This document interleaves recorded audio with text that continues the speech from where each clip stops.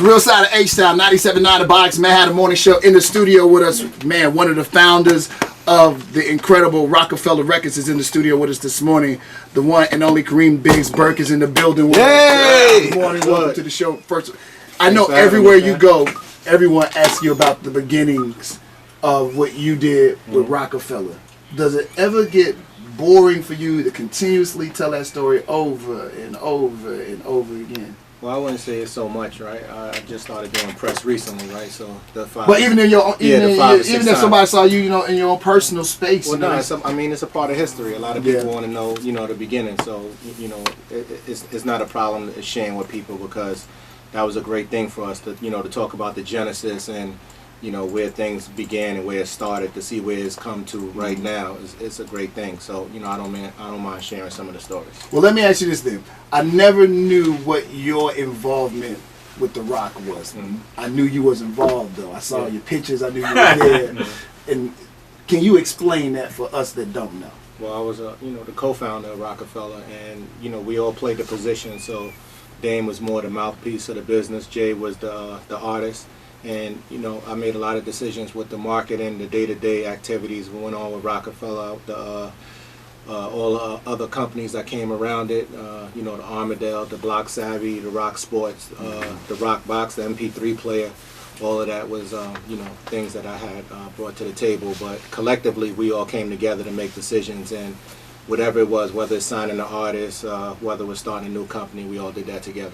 Was there any clue in your imagination when you guys were getting together? Did you ever imagine that the things that you achieved and you did, that it would ever happen? I mean, I know everybody wants to believe that it can happen, but did you really believe that it would happen? Oh, we knew it would happen. You know, we definitely knew it would happen. We had 100% confidence. So getting into the music business, we thought, you know, or knew that Jay would be the best. How did you know? What was the feeling?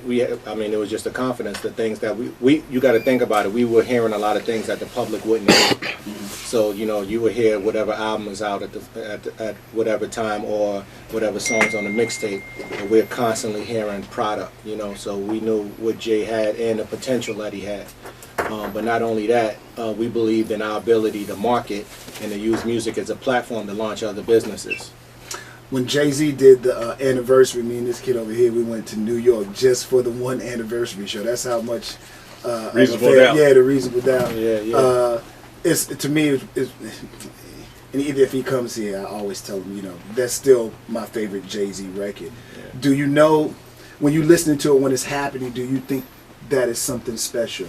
That album, we knew it was special, and one, because he made that album for us. That album really wasn't for the public. Jay made that album to impress all his friends.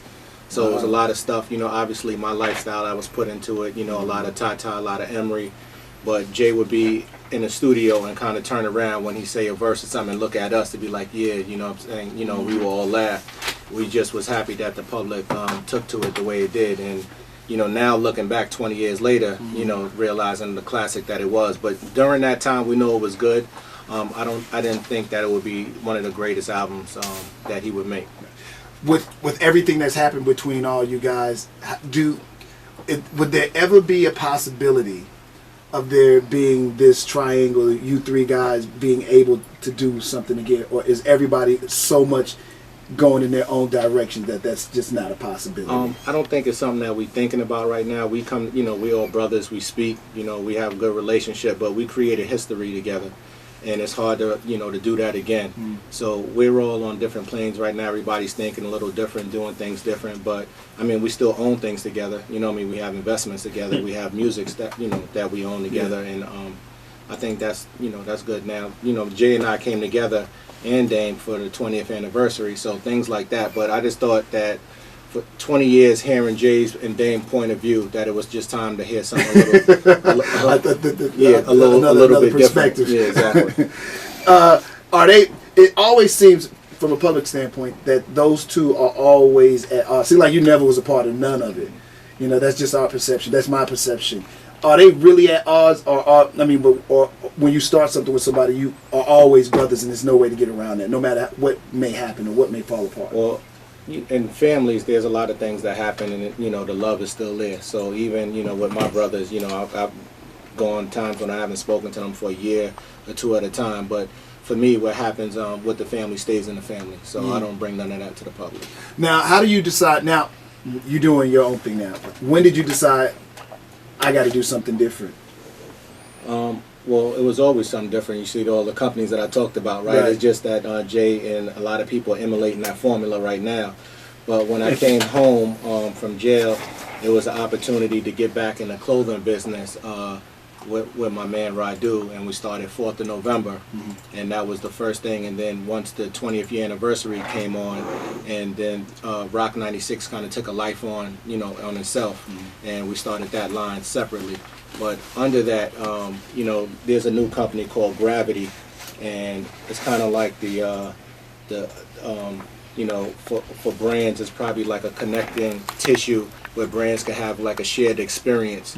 So we're doing something right now where we, you know, putting together a collective of different groups of people, and you know, that'll be, you know, people start hearing about that really soon. It's going to be a pretty big deal that we're doing this year. Big, y'all make it look like it's easy. Just, you know, no matter what happens, no matter what minor excursions you have to take in life, you can bounce back easily.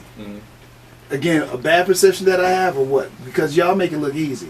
You know, something may happen and get in the way of what's happening in life for me right now. But I got a master plan, and no matter what happens, I can still bounce back.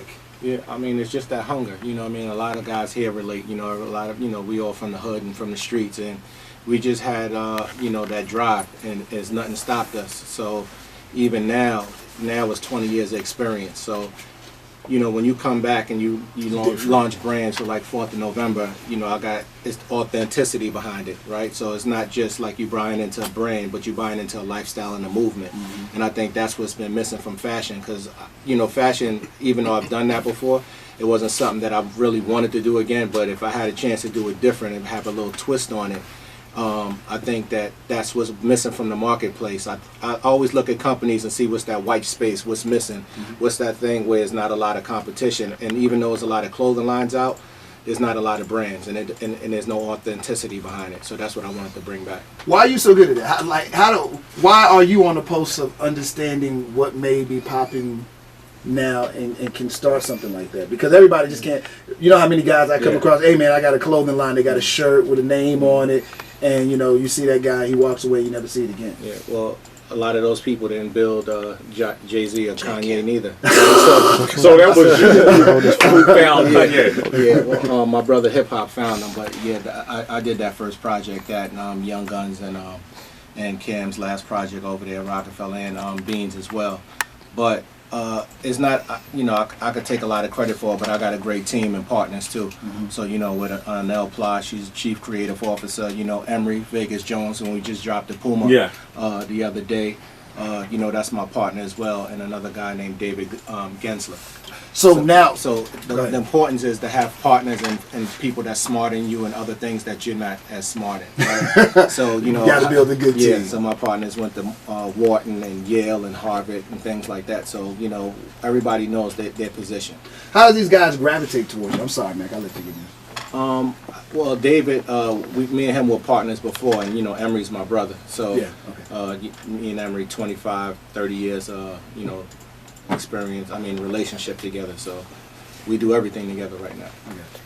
So, how was it A&Ring that album of Kanye? I mean, because when I listen to Jay-Z, he always said you were the smart one, and I always wanted to ask you, what did he mean? Like, I heard that the platinum jewelry, that was all you, and some of that swag was all you, but you never say, hey, it's me. Yeah, you know, so you never took the credit. Like still right now as you speak, you still divide it up. You got a good team. You reluctantly take ownership of it. Humble soul, man. Humble soul.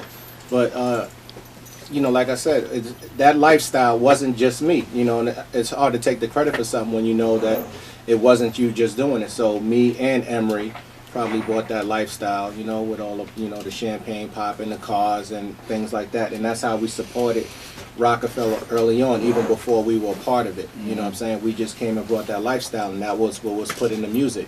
And then everybody kind of gravitated toward it, and that's what, you know, put Jay on that platform that he is today. Not to say that he didn't have, you know, any part of that. Right. I mean, Jay's a great lyricist. I mean, we know what Jay is, you know, so it's hard to take anything from that. But as far as Kanye, I can't really say that I A&R the album. I mean, Kanye had the whole album Already put together. and he had the, you know, the concept for the next 2 albums after that with the names of the albums and everything. So Never heard I that. think the only thing that I did, I seen the genius of it because Dame wanted to use it kind of like to have all the other artists on Roc-A-Fella just get on the album and kind of make it like a mixtape, and then use that to, you know, just to put out some other product. But I seen that Kanye was much bigger than that, and I picked the first 3 singles that I can say I did, and you know, help him with the sequence of the album. But as far as A&R, Kanye did that himself. So what he's become is no surprise to you. Not at all. Not at all. You had a funny feeling that kid Yeah. had was something special about Yeah. him. Can you, still to this day, can you see kids who are MCs and know that, or any kind of talent? Are you still able to see that kind of talent with something like, I know that this person right here can do that?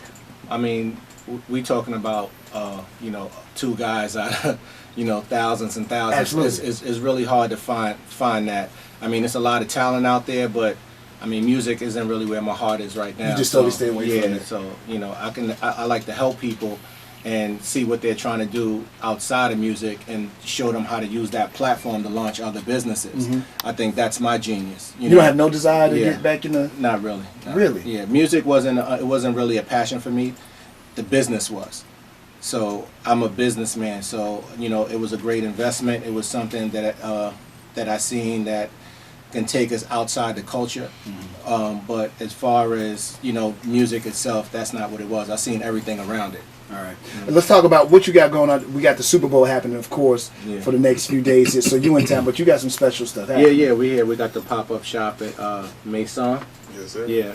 So, you know, we brought all the exclusive Reasonable Doubt merch down here, and all the 4th of November clothes as well. So, you know, we're going to be out here with Flip and, you know, and the rest I of see the team. Flip back there with the cup. Yeah. Flip, you know you can't come in here and not say Maison. something, so you grab the mic, make sure you say something. So give me address, what's going on, and what's your connection with all this too, Flip? Flipper Well, Rogers. I'm one of the owners of the store. You know, Fonzie, we got a couple owners in Met the these young three cats of us before. 3 of us in the building right now. Yes, sir. But yeah, we got the pop-up shop. We got the hoodies, the T-shirts with like quotes from Reasonable Doubt. You know, album. My favorite one is the camouflage one. I always be in the camouflage. But yeah, the address is we out Fountain View. You know, right next. How you pronounce that jewelry store? I want to pronounce it right. Nazar's. Yeah, Nazar's, Nazar's. We right okay. next door to it.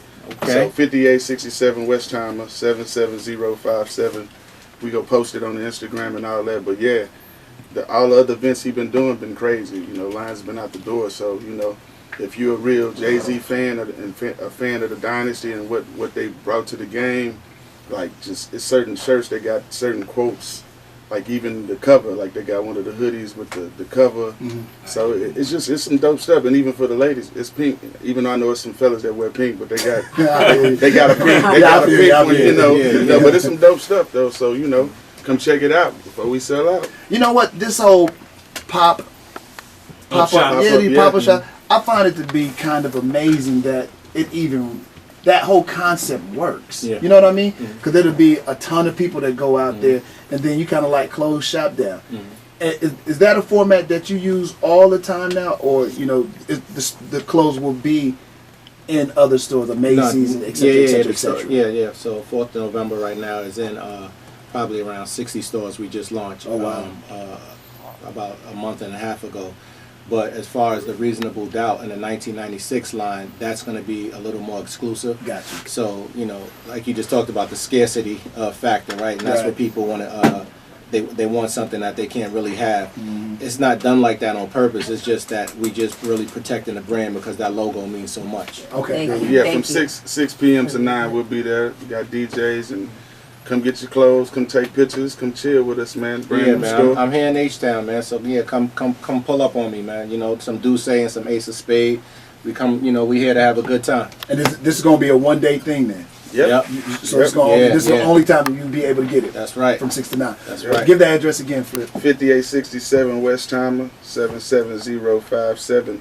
Pull up, man. And we got them new J's. They come out tomorrow. For the record. That's right, Jays. Kareem, Burke, thank you so much, Flip. Thank y'all, man. Catch me at the Rock 96 on Instagram.